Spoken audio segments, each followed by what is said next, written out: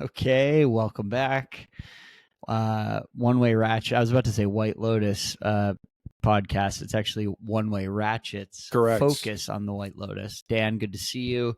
You too. We were together briefly for about a week in the same county.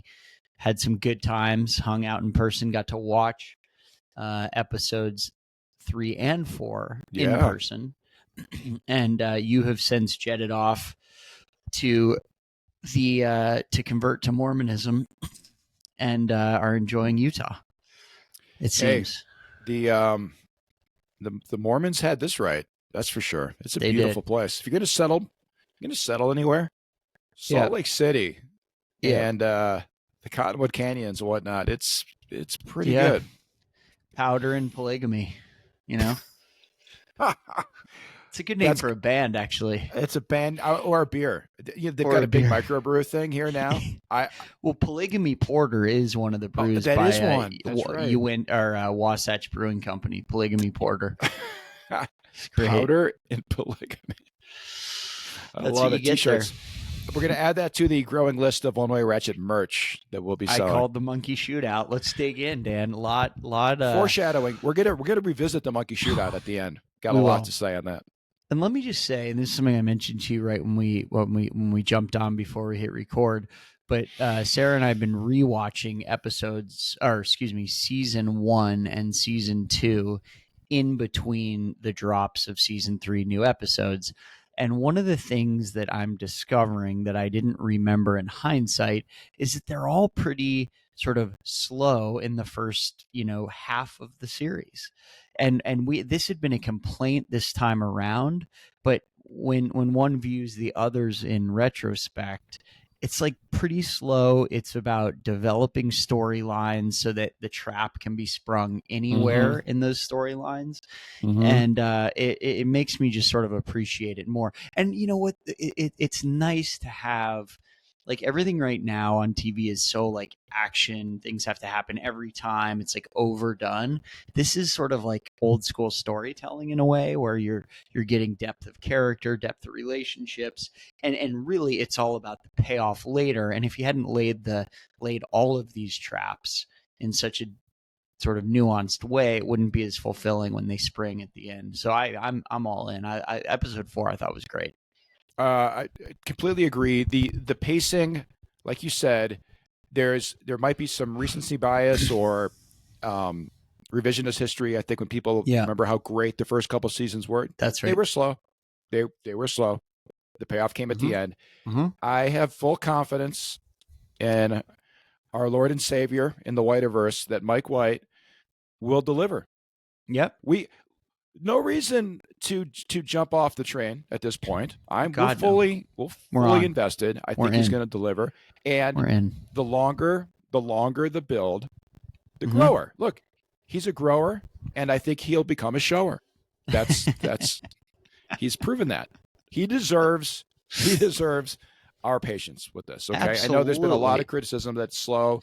Yes. Would I like there to be more dramatic action per episode? Sure. I would. But what we're getting, the Mike Whiteverse is just so rich. There's so much nuance within every scene. Yeah. There's subtext, there's intrigue, there's character. Yep. And I am not complaining. I would say give me more. Put it right in my veins. Give me more episodes. Well, and I think we determined this will be the longest season of the 3. I think it's scheduled to be 8 episodes. The others were 6 and 7, right?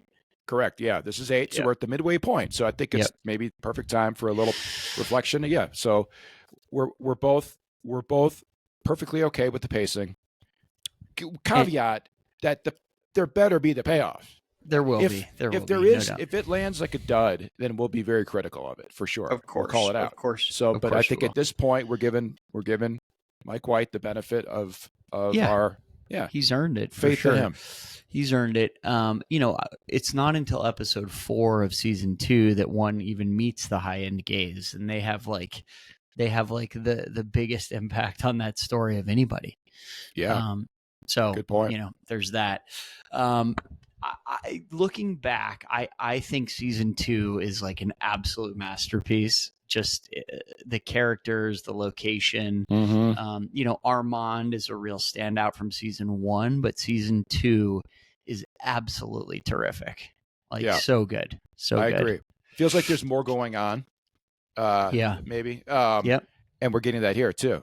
Yep. Yes. So, all right, let's get into episode 4. Let's get into it. Hide or seek. I guess right off the bat, Trent, I want to we kind of give me your first impression, but also let's talk about that name for a second.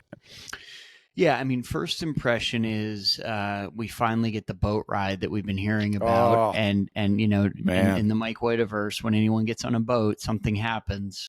This case also true. The boat scene is sort of the through line of the whole episode.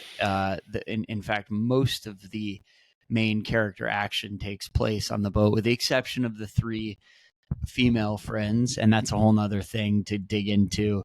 I think we learn a lot about them. I think we learn a lot about potentially the robbery at the beginning. We can get into that. But really a big, the main piece of this is on Gary's yacht, which I think was called Sea Cat. Oh, good call. Did you catch that on the boat, or did you read that somewhere? I think I saw that on the. I know I'm getting it from watching the show, but I think the name was Sea Cat. Cats are very effective hunters. I'll tell you that. Do you know? That's right. Do you know what Greg's name is? By the way, his full name, character name. No. Greg Hunt. Amazing. We got into the names before. Yes. I mean, Greg Hunt, and so in a show called Hide or Seek, right? And with that boat named Cat, a predator, a hunter, he's one of the characters that I would say he's both. Yep. That guy is a seeker, that's for sure, from the very beginning. Yeah. But also, man, he's I guess he's hiding. I mean, certainly he's hiding in very much plain sight, but he's clearly concerned about the walls closing in.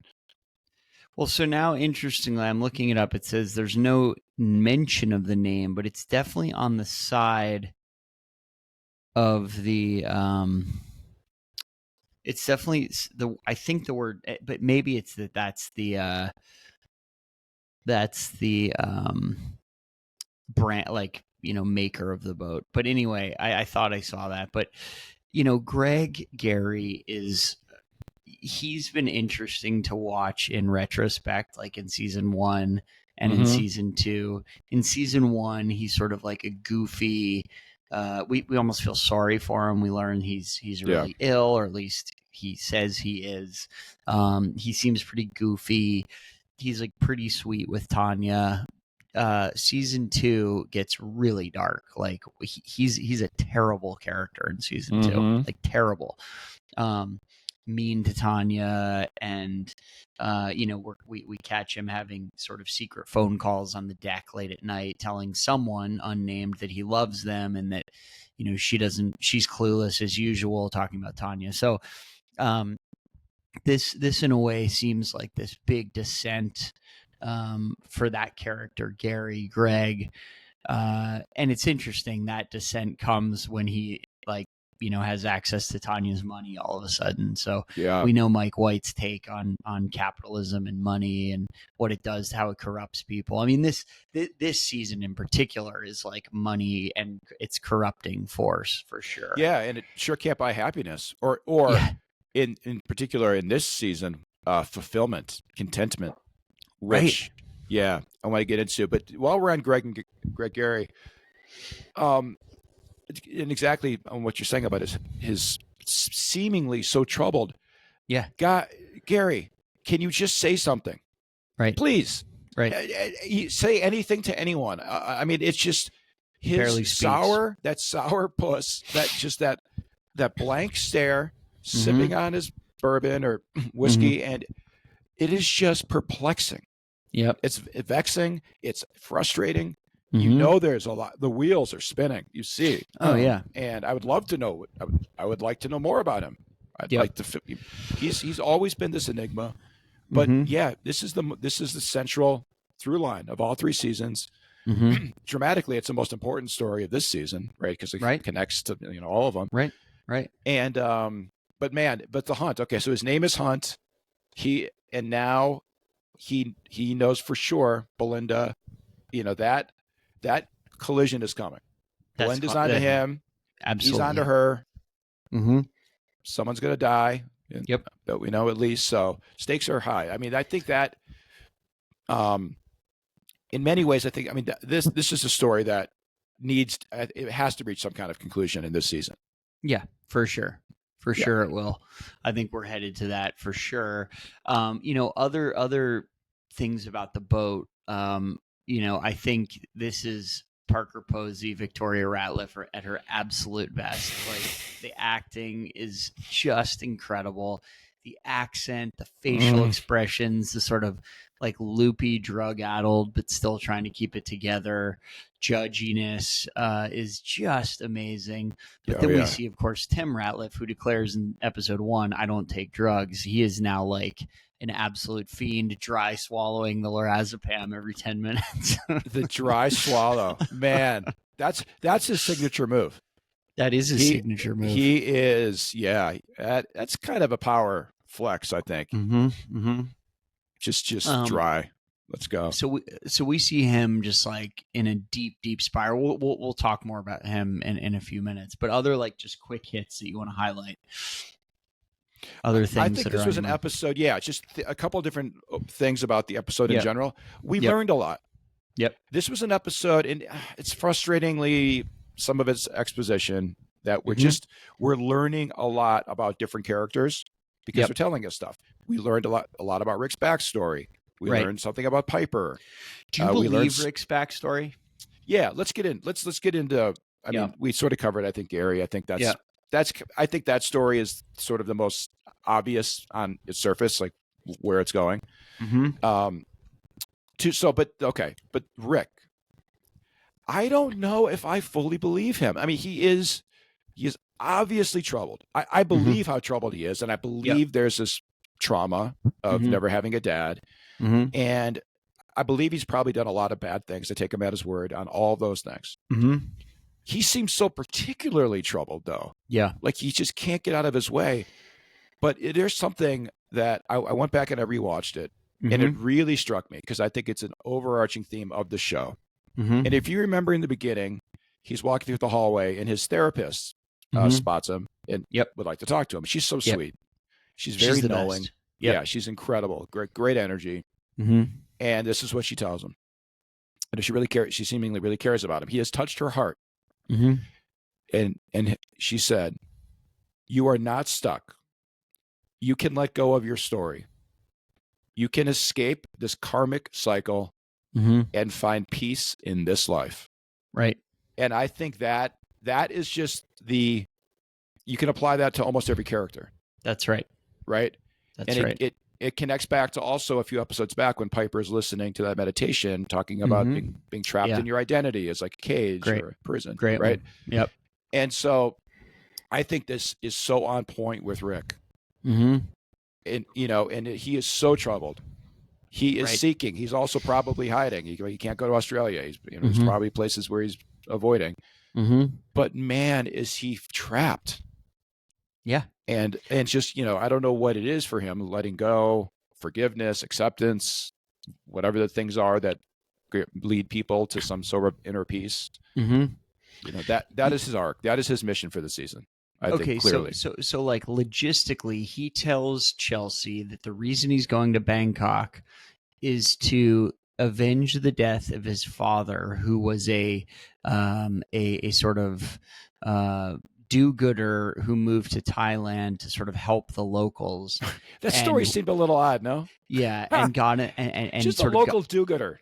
Right. Got in the way of Jim Hollinger, who was a young up-and-coming developer who had him murdered. That's the story he tells us. And so he's going to avenge in some way, whether it's just confront or straight up avenge his father's death. That remains to be seen. I don't know. I don't know if I buy that still. I still like your theory that he's a hired, assassin, killer, possibly hired by Gary to kill Jim Hollinger. Like that seems that seems more in line with like how he carries himself in this show. I agree. There is something. There's just something else there, right? There's just hard to put your finger on. Yep. I also have been tracking now very closely the interaction between Rick and Gary. Yeah. Going on this theory, right? That they're because of their dinner interaction was so he weird. Goes into the boat too. Did you notice he goes on the boat? I mean, Gary's already on the boat, being grumpy as usual. But Rick comes on the boat with Chelsea. Doesn't want to be on at all. They completely avoid each other.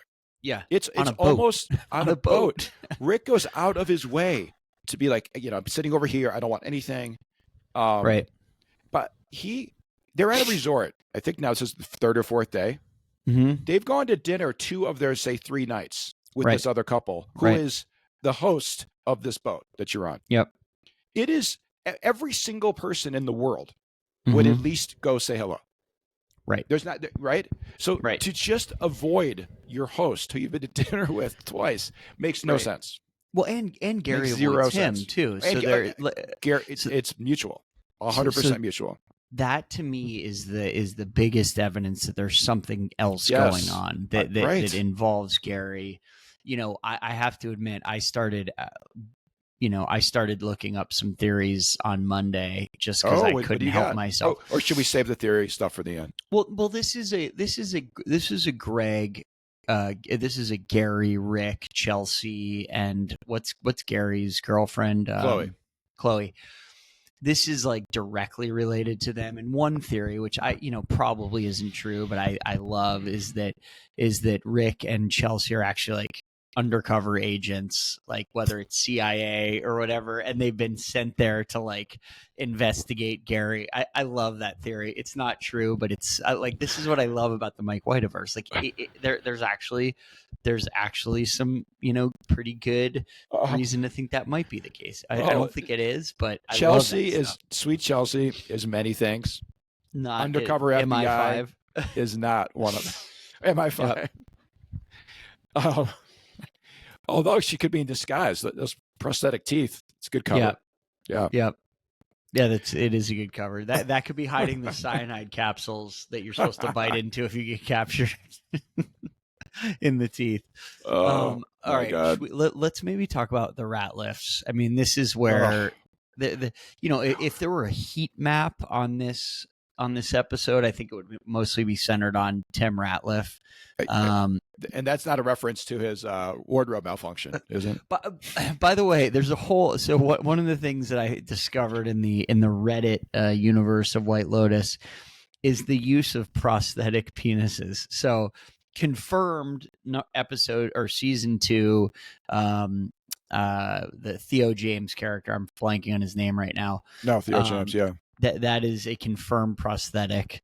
He says, yeah. Oh. There's a whole article about it. He talks about how like putting it on and how it was so funny, and it was this like larger than life. He said it looked like something on a donkey.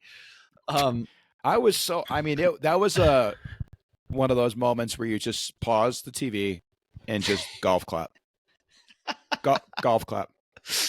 Well, our kids were in and out of the room during that moment the other night, and I was like, "Oh my god!" So that's I don't care if you're woman, man, gay, straight, whatever you are. Yeah, we can just appreciate the human body form, right? Okay. But I am so bummed. I'm sorry. That was a prosthetic. I'm sorry to tell you, but yeah, he's like interviewed about it. He talks about it. That's a thing.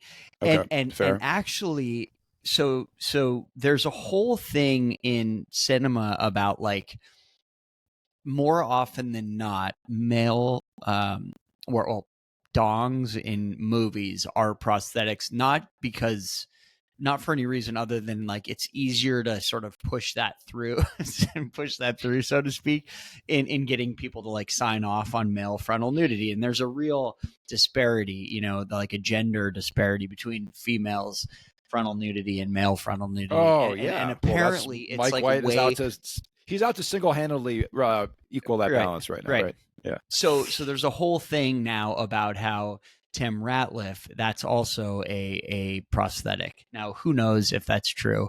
There's also Steve Zahn, the Mr. Mossbacher character in the those were season 1, clearly episode 1. He's like holding his junk to inspect his nuts because he thinks he has testicular cancer. But the point is, male frontal nudity, big theme here, and at least one of the 3 is confirmed prosthetic, plastic. okay. Plastic junk. But there's a whole, line Another of good questioning. band name. Yeah, plastic junk. There's a whole line of questioning about whether Tim Ratliff is also, in fact, a prosthetic appendage. So we don't know yet. Are we on Dong Watch now? I haven't really like gone down any for it. I saw it and just moved on. Didn't contribute my insights. Didn't read all the comments. But okay. Anyway, in any case, we are seeing, the reason I bring this up is the heat map is on the Ratliff family and specifically centered on Tim, who is in the process of a full breakdown in all ways. Like, his life as he knows it is ending. He's descended into like lorazepam haze, to the point that he's now like stealing his wife's lorazepam. And let's not even get into like what'll happen to her if she can't get her lorazepam. What happens to people when they are off their meds? Right? I mean, exactly. that's the thing. So how many mass shootings are attributed to that? Is that right? I didn't know that. Yeah, guys off their meds, literally. Yeah. All right. Well, so Tim Ratliff, like, when we see him in episode 1, he's like the master of his universe. You know what I mean? Like the big family man, big swinging dick, as you say. Yeah, exactly. He's even like physically like so much bigger than his family, other than his oldest son. He's like this sort of pillar, leading the show, telling everybody what to do. By episode 4, he is like a drooling, driveling mess of a man who declares into the phone, "I'd rather die than go to prison." Yeah, rather die. And there's that great scene on the boat when he says, my grandfather was state senator. My dad was a pillar of the community. Like, my mom was, leader in our town. Like, I'm so glad they're dead. He says something to that effect. This idea that like he's about to endure like unredeemable embarrassment and shame. And he's like, he already understands that. Yes, and this connects right back to the therapist's wisdom that he's talk about getting some information about him being he's stuck in this karmic cycle of his story, right? His lineage, the bloodlines, my God, the shame, the name. I mean, so if you're the former governor and then son of a pillar of business in a state like North Carolina, that name means something. That name's like a brand. Yeah. He's a steward of he's the steward of this brand. That's and he's exactly about to right. Crater the entire thing. And isn't there something about like third generations always being the ones that fuck it up? Yeah.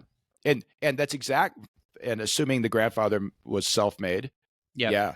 I mean, the Vanderbilts, I think there's a number of families that literally the founder does great. The second generation does really well. And then the third, which because the first generation still grew up in the world of whatever the founder was growing up in, right? That's right. At least had some connective tissue back to that's right. when time, but the third generation doesn't. All they know is So that's him. Donald Trump Jr., for example. Good, excellent point. Don Jr. Yeah, there's a real. I mean, we talked about walls closing in before, and now it's like you can't even tell the difference between where Tim Ratliff ends and the walls begin. Like, they are right up against his face. Well said. Well said.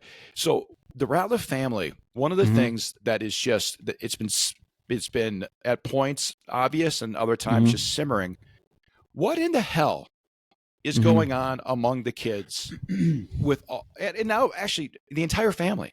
Yep. The sexualization, the sexual tension, the nudity that, I mean, for who in their right mind goes out in front of their kids just like freeballing like that? Like, I know you're high, but just you're aware. You can feel the breeze on your Yeah. parts, right? You just don't let your shit fly open like that, you know? That's right. And then That's right. and then Victoria just rolls her eyes at it, sort of this Yeah. weird, sort of like either this, oh, this It kind happens of all the happens a lot. time. Yeah. And then Piper, who's seemingly traumatized at that moment, and who wouldn't be, frankly? I mean, fair. Like, who wouldn't Right. be? That's so embarrassing. But then a couple scenes later, she cozies up to him, and he's like grabbing her face, and just the whole thing.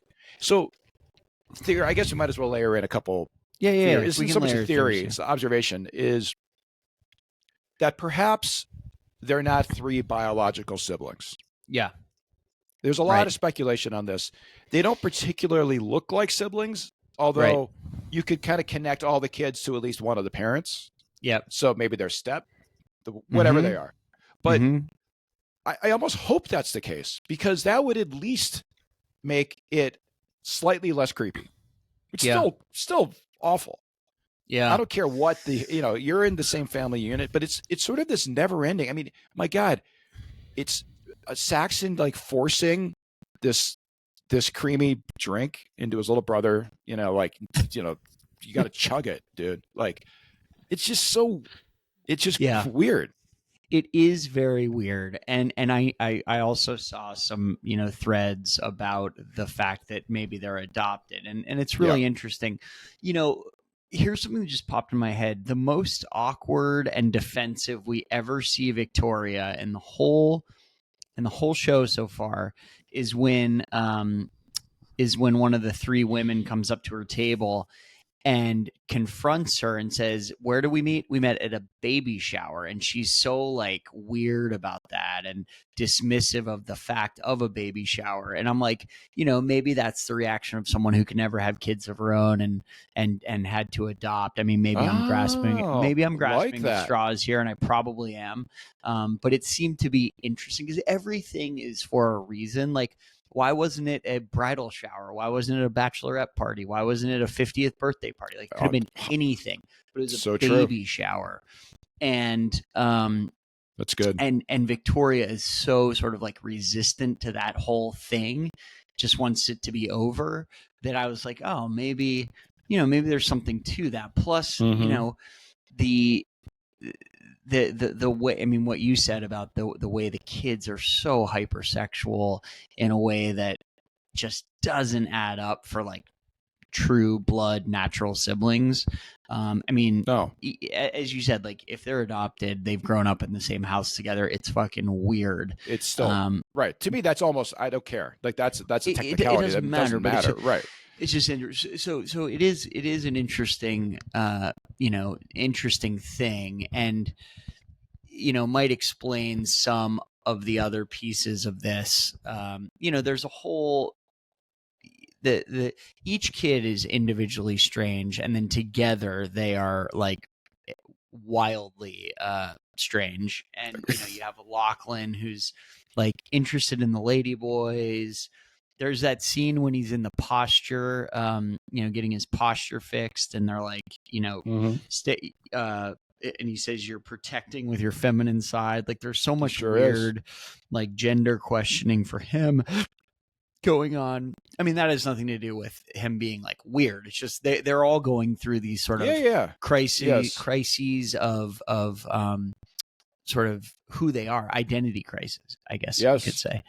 And Tim's being like the biggest, because he's at an age where there are like serious implications to what he has done, and he has sort of basically checked out. What do we think is going to happen with Tim? So we have Guy Talk. Guy Talk leaves the very small gun on the desk, the monkey-sized gun on the desk. Whoa. Okay, we're saving that. I'm saving that to the end. Okay. Because the monkey shootout, we're going to revisit that.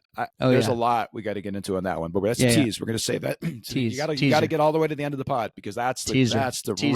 Real. Last thing I'll say about the sexuality of the Ratliff family. Yeah. The only place that isn't sexualized is between Tim and Victoria. Yes, exactly. Very clearly. In fact, you see her observing other couples on the boat, public PDA kissing, and she's recoiling. But I think you can also see the wheel spinning a little bit, that she recognizes that there's absolutely none of that in her life. That's right. So I find that interesting, and maybe that connects to, hey, maybe they don't have their own biological kids. Maybe they're in an asexual relationship. Yeah, who knows? Yeah. Who knows? But there's something going on there. I can't imagine that we don't get some payoff on that. I completely agree. Okay, but switching to Guy Talk and Mook. Okay, Guy Talk just continues to be I just want to give this guy a hug or something. Like, I just want him in my life. Like, I know. Just come talk to me. Like, you were just the sweetest, kindest. And you just feel like, oh my God, he is just going to get, a boot, a boot in his ass somehow in this world, right? Like, good guys, nice guys finish last. Yeah. And that is the definition of Guy Talk. And then we also see Mook, the real Mook. This is Blackpink. This is the Blackpink sexy star. And as soon as you saw her in her dance costume, you get it. Like, wow. Like, she's stunning. And I hope we do get to see her dance. I think we might in the next episode. But I don't really know. I don't think much. They're frankly, I love those two, and they're great. But I don't really think much happened other than as a way to introduce the gun. Now the gun is in play. The gun is in play. The gun. Yeah. And I mean, Guy Talk is just sort of like one blunder after another, right? And he leaves the gun on the table, and it's very clearly like locked in a drawer. First of all, the fact of the gun being there at all is because of his earlier blunder. So the gun is introduced. The guy's like, oh, his boss, like, I need you to start taking shooting lessons to get ready to use it. And he seems a little nervous, but then he's like, okay, I better check this thing out. He leaves it on the table, leaves it not only out of the locked drawer, but also out of its box, which, like, if one were to walk by a desk and see that box, I don't know if you'd be like, oh, that's a gun in there. Like, it doesn't look like a box in my mind that a gun would come in, but I don't know a ton about guns. Yeah, totally. But I think, he leaves it out of the box, out of the locked drawer, and then departs his little security guard hut. It's like, man, you can't make this stuff up. And of course, Tim Ratliff is standing outside the security hut, having his like biggest meltdown of the whole season so far, where he finally connects with the lawyer and realizes what he already knew, but now he's just hearing it from someone else, taking it out on him. But that's right. The shit is at the fan. Of course, by the way, of course, people roll over and work with the government. That's what happens. That's how all white collar crimes, like, once they have you dead to rights, because they've already had the smaller fish already roll over. Have turned, yeah, exactly. Yeah, he knows. So he now is like, not only am I getting pulled into this Kenny Wynn thing, but he's actually going to totally screw me by turning, like, lessening his own sentence by turning me in. Yeah. And so it's sort of like he's at the top of the pyramid of being fucked. For sure. Yeah. Really quick on that note. Initially, on episode 1, when we hear his voice, and I had no subtitles on, I thought it was Kenny Wynn, like Wynn, like Wynn Resorts. And then you correctly pointed out, no, it's Nguyen, like the Vietnamese. Yeah. Very, very common name, right? So, okay. Are we to make anything about that name? It's such a unique name. It's such an ethnically specific name. It's one of the most common names in Vietnam, which is right next to Thailand, and it's just right. I don't know. Yeah. I mean, you're grasping at so many things in the show. Yeah. It strikes me as particular. Well, I mean, I think the fact that it's like the John Smith of Asia name. Yeah. I think the Asia connection is important because they're in Asia. You learn that in one of the earlier episodes that whatever bad shit went down in Brunei, which of course is in Asia. And so, like, I don't know what to make of it beyond that. I'm not sure there'll be like a huge payoff about Kenny and the name and that sort of thing, but the fact that it's sort of, he's in Asia, the shit went down in Asia. It's also a place, as you pointed out, brilliantly next to a bunch of countries without extradition agreements with the United States, like including that. Vietnam, I believe. I believe Vietnam in particular. Yeah, that wouldn't Yeah. surprise me. So, I think it's just like this. And the other piece of this is how many stories are there in this season of, Americans exploiting Asia and Asians for, capitalist pursuits or sexual pursuits or whatever. Like, so Exactly. it's sort of part of that theme in my mind of like Exactly.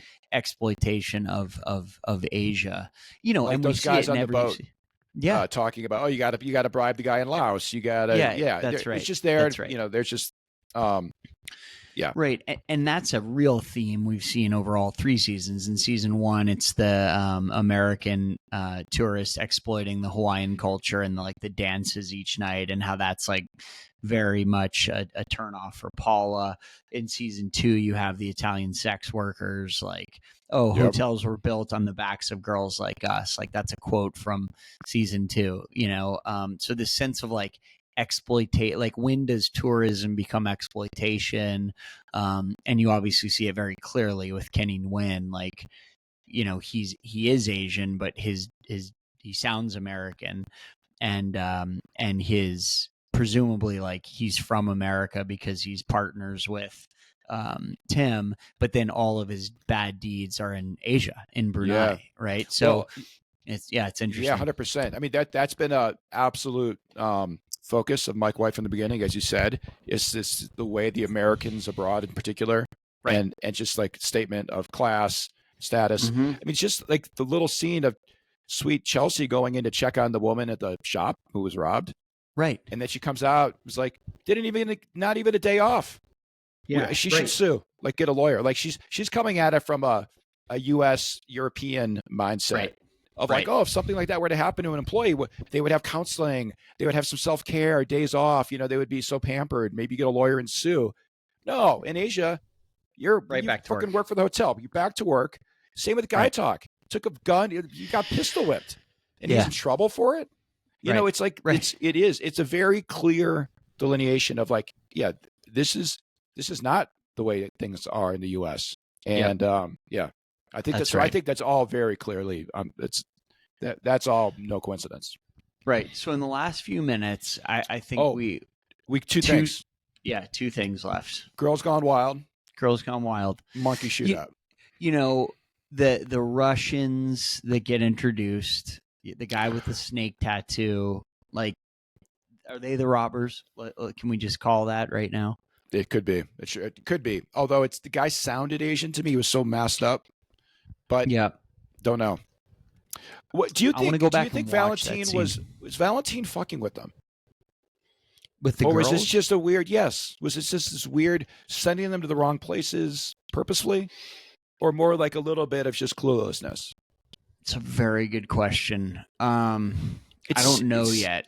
Seems odd, right? Obviously, I mean, the girls thought it was odd.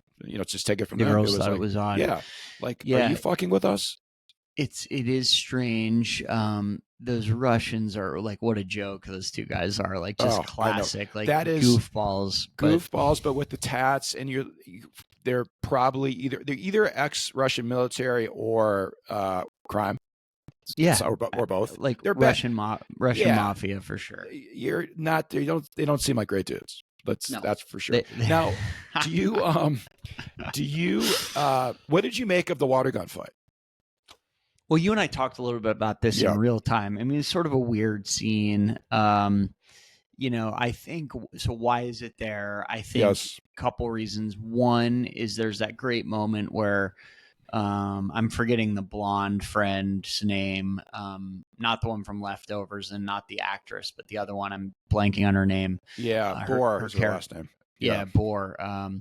She like touches the kid's head at one point. It's like, oh, you're so cute, and that's just like that. I think that scene is all propped up to show like just how clueless and sort of American centric these two women are. And just like they stumble into this, street celebration that, may or may not be an authentic one. I don't know. I haven't looked that up. Funny you said that. a little birdie. Yep. This isn't mine. Hat tip to Andrina for cluing me in on this. Mm-hmm. It's okay. First of all, like you said, in real time, right after the show, we both Yep. said that was one of the dumbest scenes in the history of White Lotus. Yeah. It didn't feel real. It just Mm-hmm. felt just totally out of step with Mm-hmm. not only this particular show, but just the Whiteverse in general. Yeah, right. It's like that doesn't exist. Where Right. where are you going to go where they're all wearing the bright colors and everyone with Yeah. the water gun? Okay, it seems Yeah. dumb. Oh no, it's 100% thing. true. Yeah. It is real. Of course. It is the New Year's celebration in Thailand, which happens Mhm. it happens to be in April when Mhm. their New Year's, and it's a huge thing. People Mm. tourists from all over the world come, and it's sort of a symbolic purification is the reason why they're shooting each other with water. Okay, of course, again, silly me. Why did I doubt him? Why did I? Right. Exactly. Right. Like, don't I think that he knows more than I do? Like that he's a few steps ahead of me. That yeah. You can give him credit. It seemed odd, but Trent, now here is the real payoff. Mm-hmm. You ready for it? Mm-hmm. I think I'm breaking some theory crafting here. Again, Okay. hat tip. This came to me. You so aptly pointed out in one of the previous episodes, and we're talking about the last one. We're talking about the monkeys. Yep. Okay. And you said, how do monkeys learn essentially? How do monkeys know what to do? And you use the term mimicry. They're mimics. Monkeys are mimics. Holy crap. Right? Monkeys are always above watching. How many different scenes have we had? Right? This is a good one. This one's juicy. This is a very good one. They are watching humans shoot guns at each other. Wow. Oh my God. And having a great time. It seems like fun. They're laughing. Like, right? From the monkey's point of view, that seems like something like really good. Yeah. Oh my God. Right? Isn't that a good one? That is incredible. Now, also, I rewatched the scene. It was like that weird, it was awkward, right? It was painful to watch. They should be okay. But the very next cut, when they're trapped in that store and they don't want to go out because the kids are waiting for them. The next cut is on a monkey. The very next thing, not a real monkey. It's a monkey statue at the pool, but it's still, it's a monkey. And oh my God, I'm on monkey watch. I am hyper vigilant, as Victoria would say. I am hyper vigilant in watching out for monkeys. We only got one. There was only one little monkey cutaway in this entire episode, and it was right after that. No, it was earlier. Oh, got it. But okay, of an actual monkey in the tree. Actual monkey. Yep. And it was very clearly showing his hands. And let me tell you, he's got some big hands. These monkeys have too big for the small gun, maybe? Who knows? No. Big enough. We got monkey hands. We also got a gun, Trent. And that gun seemed awfully light. Yep. Guy talk could hold it like in 2 fingers. Right. I mean, that was the first thing I noticed about that gun. Wow, that seems small. Like, right? You could like hold it on your pinky. Well, I mean, I've held a handgun. Yeah. And you can put it in his pocket. Yeah, and in shorts pocket, you don't even see it. Is that a gun in your pocket, Tim, or are you just on lorazepam? Oh, so good. Oh my God, so much more to talk about. Final thing before we sign off, predictions. What's your prediction next up? Like, what are we going to get? Are we going to get a big, is there going to be a violent payoff next time? I mean, everything's sort of primed for it. I wish the whole night had concluded on that one episode. Now they're making us wait a whole nother week. Yeah. I want to know. I mean, there's a lot that's going to go down at late at night. I just think between the Girls Gone Wild and the Russians, obviously collision course there. I also think on the boat, Saxon, Lachlan, now we've introduced us to some other young women that were on the boat. The full moon party. Yeah. Right? Yeah. Something's going down there across the board for sure. I don't think anything, I think it's still going to be a few more turns of the screw. Of course. I just don't see 4 more episodes. Yeah, exactly. And I don't think anyone's in peril quite yet. I think that's going to happen episode 7 and 8. Yep. So I just think it's just more ratchet, right? We're ratcheting up the one-way tension. ratchet. One-way ratchet. That's it. What I about love you? it. What do you got? Closing thoughts? Yeah, I think you're absolutely right. I mean, we're not going to get some big payoff tomorrow, next episode, but it will ratchet up. I mean, Rick's en route to Bangkok, I think. The Is he going to kill him? kids, Is he going to kill him? I don't think so. I don't think he kills him. I think there could be a redemption arc for Rick, right? Yep. That could be the happy ending of the season, is that Rick finds some calm, right? Yep. Some inner peace. I don't think he kills him. And not by killing this guy, right? By not killing him, frankly. Yep. Forgiving him, whatever. Yep. Accepting it. I think, the boys are on the yacht. By the way, that cutting shot of the yacht heading towards this like larger than life full moon, absolutely incredible. Gorgeous. And, you've read about full moon parties in the Caribbean and Asia. They're like bananas. Usually people eat mushrooms. Like those things go off. And so one has to imagine Sign me up. Sign me up. One has to imagine that it's like a powder keg. All the adults, quote unquote, are gone. Like Gary's gone, Rick's gone, the Victoria and Tim are gone. Yes. And they have this like nasty yacht that they're headed to this full moon party. Like it's gonna go sideways. Whether it's Saxon and Lachlan have like some orgy with the girls, or who knows what's gonna happen. Mm-hmm. But something is going to happen. And Piper, who's the voice of reason, is also gone. Which is super interesting. So we're like, I feel like pacing wise, we're like exactly where we ought to be with 4 episodes left. We're just where we ought to be. Exactly. But that, I got to sign the table off. Is fully set, and now someone's going to rip that tablecloth right out from underneath it and see what happens. Excellent. Can't wait. Awesome. For it. All right, amigo. We'll see you next time. See you next time. Enjoy the slopes. Thanks, man. Peace. Bye. Out.